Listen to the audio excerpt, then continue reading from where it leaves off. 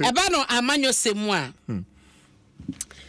enipa ko bi wo mu aya na ene me fa the custodian da obokrata no se je wo de so ho anuafo eda yi wo ho anuafo eda ho no gina pofo no ai na obisi o na we de eye strategy eye adwen kese anase eye de oti ase na panyi ba ko a okasa fa mrantie mie no ho eye afenyo marking minority leader yes se je wonim se MPP abaye kogu ye yi na Samuel Bujinapo a huge ministry it is a lands and natural resources na samene da no she honto to ye yes NDC baya she a ministry to say energy ministry when da no nunuana John Jinapo yeah enti omu secret ni ye de wo se the studies a anuafo we CJ na yeti ase baby a sa na monto ni susue no kra na sha ase baby omunwene no hawa omutumi ebowura mu ewo both parties a omuye omadwuma enya sanso ye so loyal to efambi omo no ma ena enye se politics ne ko omo sanso ni made abra mame emmo me homode na men yiwa no say ye bisa say what is their secret ni ame metimi a kire from where I sit yeah ni di kan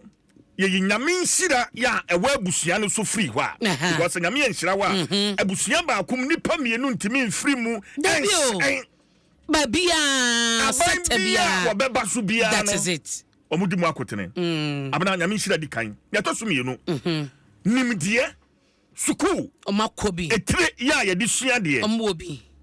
womo papa no invest in these young men enti bi say womo nyini no well somehow womo ntam tete politically we kodi ha and they intentionally dedicated themselves to both political parties they've remained loyal almost serving party no rising through the ranks Miani unti obi a ho asembone unti se we akoye se akobia de na ho ba sem na you invited for questioning so it is strategic and I respect these brothers and their family one papa tiase ya papa no aban bi obeba bia enkwan wo fie ho aban bi obeba bia enkwan ewo fie ho position a obobo so yi ne George Napo anya ne Abuji Napo ye de ma no yes. These are no mere appointments. Ministerial appointment are just a cabinet ministers. Yes. So there are lessons we can draw. Say we bad time now. What I think we can learn from the Jinapos. Ebiana you belong to one political party. A Democrat because say one party when I supporting the from fear hako. Yeah. Allow your children. A bit to me, yes, sir. Say Bianca be a don't papa no, or sympathizer to party A. Yes. Maybe the Baba Quabe PF or some media may a party B. Yeah, but a job be moved to this man. Last year, I had reports. See, me papa ne me train. E kununu irekura kasakasa timisi wa muntem. Kununu ya party A ni, yiri ya party B ni. Interfere ya tokwesi fie ho. We should move beyond some of these emotions and sentiments. Na ye maye ho kwan. Na seja wo sha yira Alenza da fanyo marking ensem bia waka no nokre nie wo sha se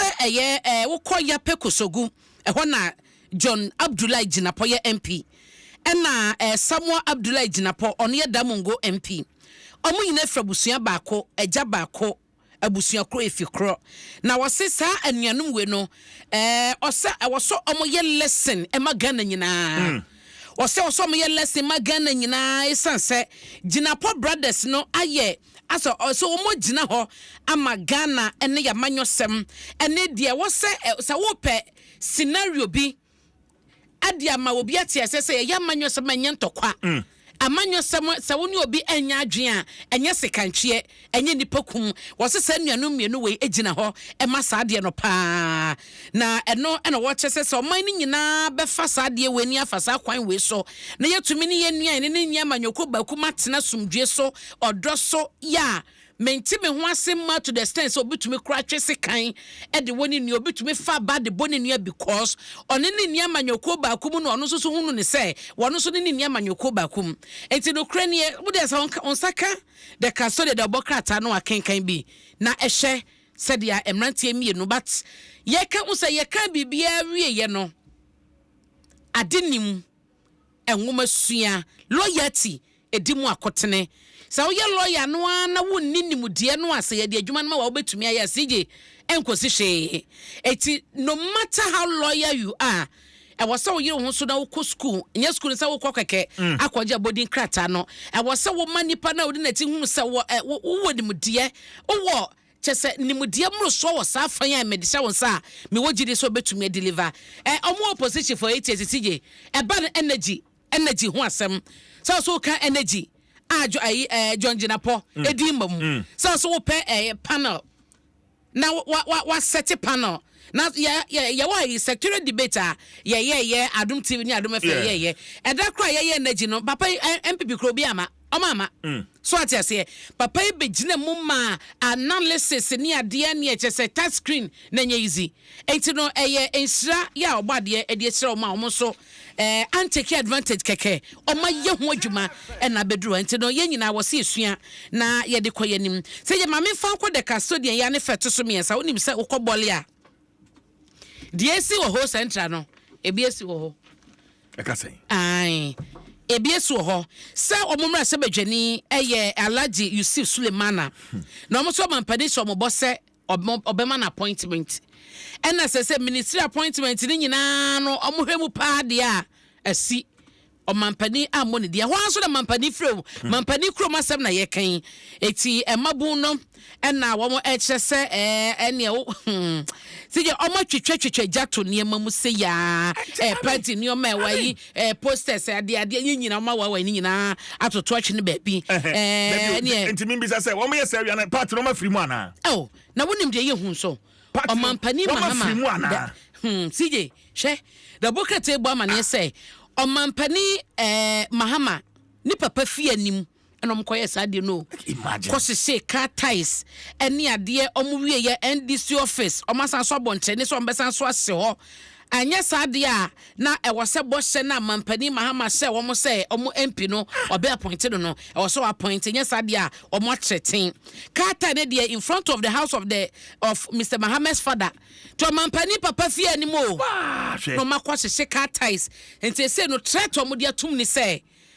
pesa de ye entrena ye bo no be ye dwuma de a my appointment disappointment no by force ye de sha okon sije e bia na ho central so no pa ye no sia ka se bo mu aye bo wa mane ye no so makosi party office ni o me wo ho nkonya papers ni ade se ni ma o ma sign no office so ni ma ye disika na akwakoto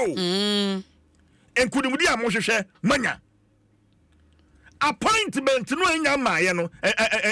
enuni asemo ti bole bamboy constituency womo emra sebedwani eno mo hu nto mampani am mo appointment ti ade abufuo aba na emra sebedwani no so ade atomabu nanim se womo enya botre na womo nka omakoma ento mo yem nra no de nkata ba bonten ena manamo amabu no ekotu ye no omo hu ne se ya yusu wom omhun so mampani mahama ne NDC no omo yusu om ede omo ye adwuma no wo ase omo bo omo wie ya bo se no madane omo ti de akire omo eno ena amasa de we asi eti ehusam ekoso owura Mahama Haruna eye general manager Emma Bolly base in Kiligi FM wono ena wode atodwa ese de omo ye no eye nim guase ena omo de Emma mampani se babia mampani free pa na mampani papa efie iwutumi kodi sa adwuma wi na kyese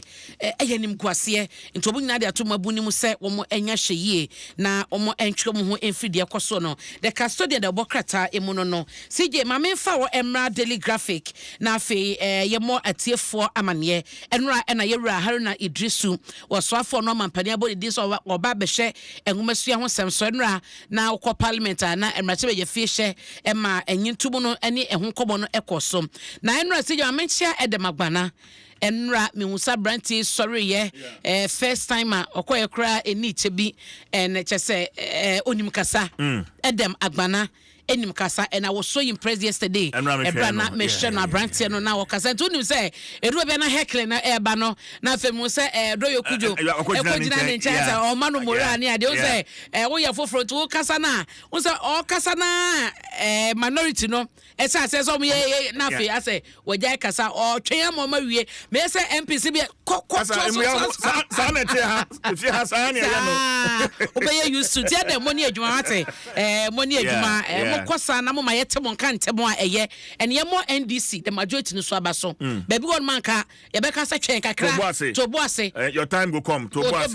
enye wo she baby o te cry ye friend na microphone cry ha adwen o sorry ya ba nanim e benya baby microphone yeah I think say the majority no so no ya de mo koso push first time Adam why ya de enti a messing Adam out because Adam ye young. Say me han man ko betu the youngest MP yes in parliament e wo mrase bedwafie and the first time on so a oba parliament nie na wasori a okasa no obi okra wa no be fomfom so anya easy o wa wo behwe omo ana wo nyi ana wo ye nyina mpanyefo a na omo wo parliament a omo kasa na wutie ne ade experience no mo na wasori kasa like e be seku kakra but still vimwom instead Adam more grace wate to your elbow kosoa na bodwuma no na CJ e wo hwe yera Haruna Idriso a o chese sika ya na contentem ma schools a wodo senior high schools no mpanyifo emfa hye enuane ho nsem nka no eno na ya na ema enuane ho kwatwe na be kwakodu babi na aduane ni ho man kwada ibedie eno na o chese wono na breast no behwe se enema be sika no be contentem na matule chicho mo ho a o sesa enuane shoteja ya na esie we senior high schools mo no entwa yie edan chen so a omo chese omampani asan abodin asofo mako dunsom eno mudia beto dwa cabinet secretary and presidential staffers 9 enso mudi ewom Dr. Edward Omane Boama defense minister designate Kwabena Minta Akando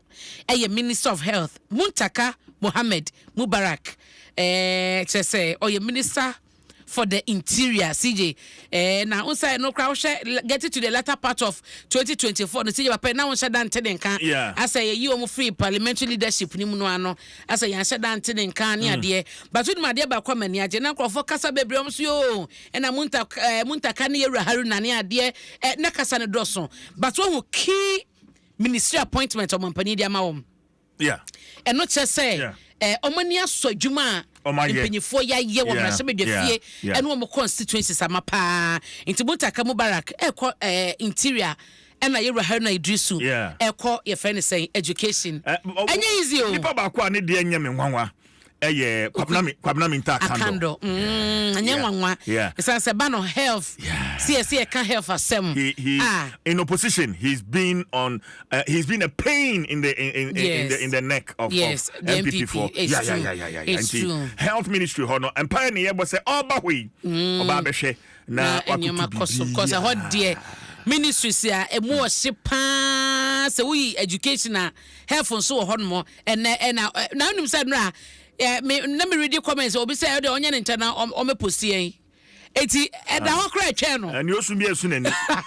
onye nta no me posie eti eda ho twa no enye wo monko ampanyifo ni bebre no a ewo mu a Dr. Edward Omane Boama me amekọ ni abrantie enti so far de ohwe mu a na akọ Eastern region enti breakdown of regions ne CJ ye de beba breakdown of regions anya appointment no Eastern so far Pablo na Yero Omane Boama ebi 3 ebi 2 na 1 chese wacha ma region bia ensa akane de yenhwe se betumi abobom tem okay shema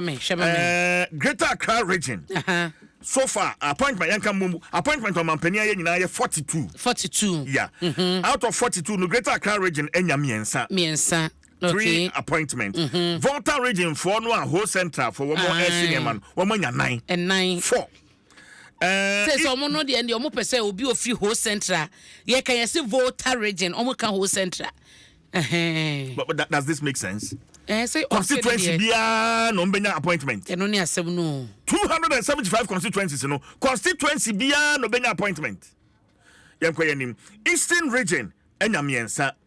Central region miensa 3, Ashanti region 3, Western region 3, Western North 2, Ahafo region 2, Bono region 2, Savannah region 2. Okay. Upper West region 2. Upper East region 2. Northeast 2. Northern region 4. Bono East region 3. Oti region 2. And Ashanti region 3. And so far, if you break down one, say next year, and region Bia sa can be, yeah, meboa, yeah, region Bia and sa can be, and Bibia near ya yenya botre. Why? Ushima water region, ne northern region, na Omonia 4. Numbers no so. Say Ashanti nya 3. Yeah. Eastern so 3. Yeah. Okay. And you know na unim obi bisa samo has ye we the one na betumi yi no.